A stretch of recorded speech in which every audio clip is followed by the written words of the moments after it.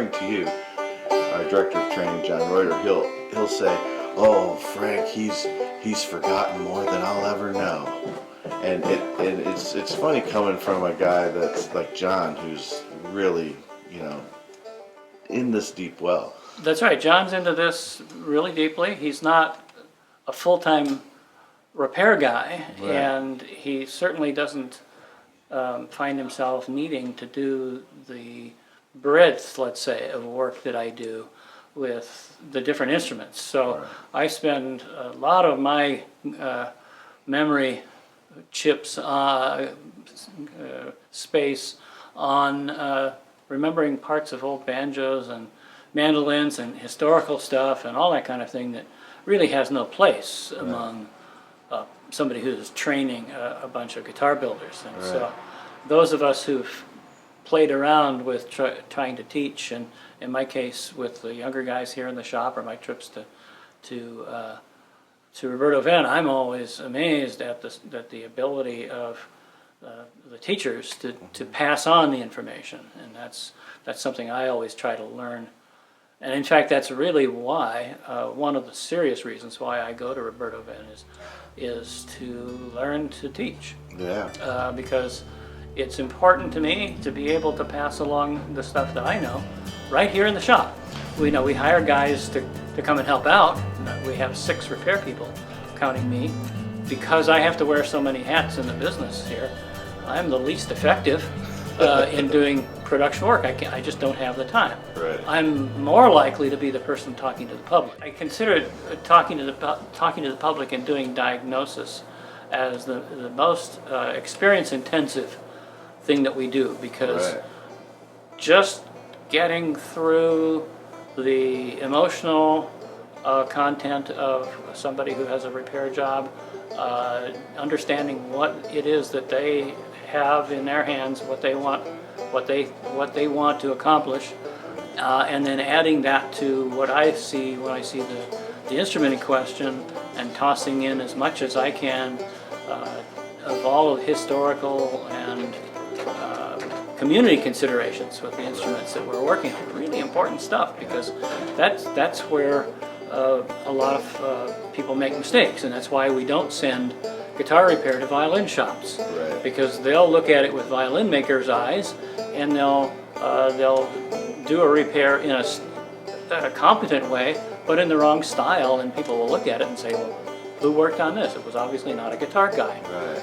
And of course that's why we don't work on violins or saxophones, even though we have the hand skills to pull it off.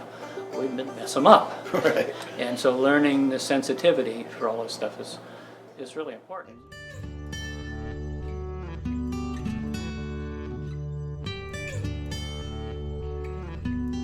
So I haven't gone to a lot of the conventions. In fact, I didn't go to any of them until Dan called one day. In late '94, he called and said, "Hi, I'm Dan Earlywine," and he introduced himself. I said, "No, everybody knows who you are, Exactly. because of your articles and your videos and Stuart McDonald and all that stuff." And he said, "Well, I want to come out and visit the people in your area. I want to come and visit some of the old timers in the repair business in your area while I'm in California." And I said, we had a little argument about who's calling who an old timer, and it turns out he and I are the same age, so we got through that one real easily. Yeah. And then, as a matter of fact, he came out to see our shop. He shot some of his kind of road series video here. Dan pushed me really hard to come to the conventions. He even on the day we met, he said, "Come and share the keynote speech with me up in Tacoma. We'll give the speech together." And I'm thinking, well, that's a compliment I could never turn down. Of course. Later I said, "Man, you should. I don't understand why you asked me to come. I've never spoken in front of a group before." And he says, "Well, neither have I. That's why I'm asking for help." But what Dan taught me was the real importance of joining him in the dissemination of all the information that used to be held tight. And absolutely, I'm old enough in this business to predate Stuart McDonald and virtually all the textbooks that exist today, certainly all the good ones. And I've known one after another luthiers who have trade secrets. Right. That's with quotes. And those guys, every time I've found out what the trade secret was, it was either something incompetent or something really, really ordinary. Yeah. And so I thought, well, I'm not going to be like one of those guys.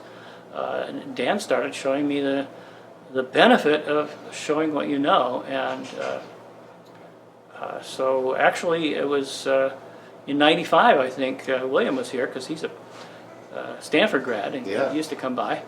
And William Eaton and I started just yakking in one of the corner rooms here, just kind of catching up on old times. And I said, by the way, you know, I'm thinking of getting out and doing a little teaching. He says, oh, well, we'd love to have you come down to do a guest lecture thing at Roberto-Venn. And that was my first trip to Roberto-Venn. Wow. And I came down and brought my toolkit and did a refret job in front of the gang. And I think I might even have pulled and reset a guitar neck Wow. as part of my demo.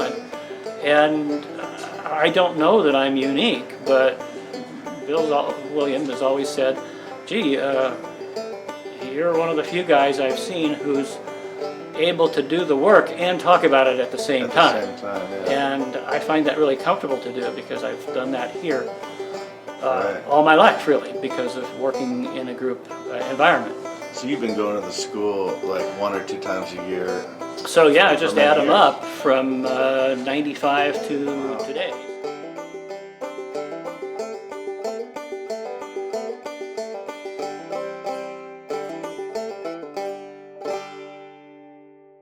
I find it really interesting when you mentioned the difference between the guitar building and making the luthiery side of it as to the repair side of it. I have a friend who's a longtime guitar tech in New York City, and he says that too. He says too many kids I call them, but variety of age people go to schools like Roberto-Venn, but too many of them come out thinking they can be a luthier or a tech right away, when the smart ones know they should go work for somebody or at a shop like this for a few years and really learn, because you never know what's going to walk through the door, right? Yeah, absolutely. It's a really interesting bit of business, and it's kind of easy to learn to put a guitar together. Mm-hmm. It's not easy to learn to be efficient and make a really fine instrument. That's serious craft, and that takes time, no matter time and real discipline, no matter how you do it. But you don't necessarily, as an individual builder, you don't get a very deep experience in the day-to-day stuff that makes instruments work. And that's the one area that we see beginning builders have the most trouble with, and let's just call it setup. Right. Anything related to playability, one could call setup, and that could be anything from bridge location to action height to fret configuration, fret spacing, Yeah, all that slots, kind of stuff, yeah. neck shape, all kinds of things that people need to understand. They need to understand not just what works for them, but what works for the people that are likely to use their instruments, and also what's conventional. Right. And it's amazing to me to see how many people make the mistakes of the past. And they're not just politicians, those guys make a career out of making the same mistakes over and over again. Of course, yeah. But it's a shame to see guitar builders do it. Right. And we see that really, really commonly. What a great new idea, without knowing that great new idea is 100 years old and was abandoned for many good reasons. Right. We see people patenting things that have no interest, really. Right. But they're unaware of it because their view is a little narrow. Right. They're trying to retool a turd, so to speak. That's right. Yeah. And so it's quite universally, I think, accepted that working in a repair shop is a terrific way to get a serious handle on the basics and a really good understanding of what works and why, Right. and what doesn't, of course. And it isn't just about fixing broken stuff. Obviously, that's important, and a really good repair guy probably has an edge on a beginning builder in terms of fixing little problems along the way and building it, but that's not the big deal. The big deal is the understanding of the basic concepts. Right.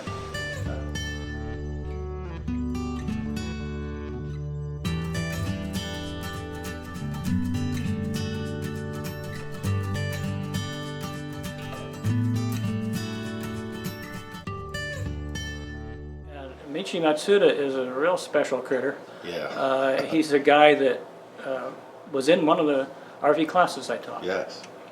Yeah, I know And- he went And he didn't speak any English. I'm thinking, well, now there's a waste of time. Right. This guy isn't going to get anything. Well, of course, I was wrong as usual. And he was obviously not able to converse comfortably, but he obviously had some stuff really well in hand, not to mention the fact that he was observing everything, Yeah. and he still does.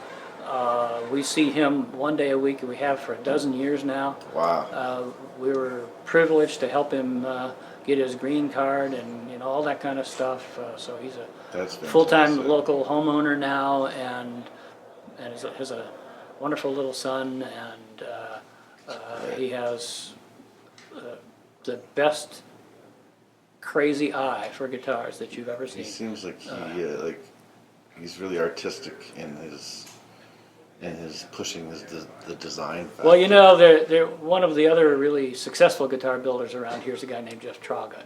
Okay. And Jeff Traugott saw some of Michi's earlier guitars. He says, "Damn it, that guy can make wood melt. I wish I could make wood melt." And I think, I'm going to use that. Yeah, he makes everything he does has a flow to it that's sort of different than anything you expect. Yet it's the kind of craziness that somehow makes people reach for their wallets and say, "I'd like to own this." They don't just say, "Oh, what a whacked out crazy thing." They say, "No, this is really beautiful."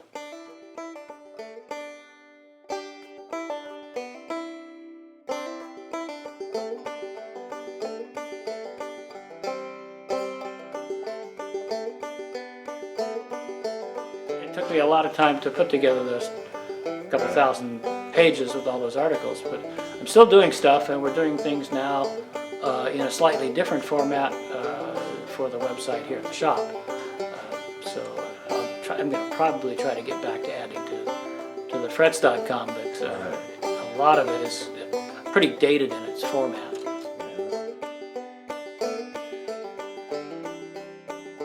And this is a beautiful shop you got here. Well, we always had a lot of respect for our instruments and for our customers, and that if there's one overarching thing that we just really try to push with everybody who works here and everybody we see is just the respect for the player and the customer, because you like to be where people respect you. Right. And we have a lot of the same respect for the instruments, and so we have people come in our shop and they look around, and afterwards they say, "Thanks for letting me see the stuff," on their way out, and we don't have a lot of the problems that other shops have. Right. Partly because, well, you can see the display cabinets here, the way we've got everything set up is, I hope, such that people get a sense that we all care about what we're doing very much. Right. Very nice.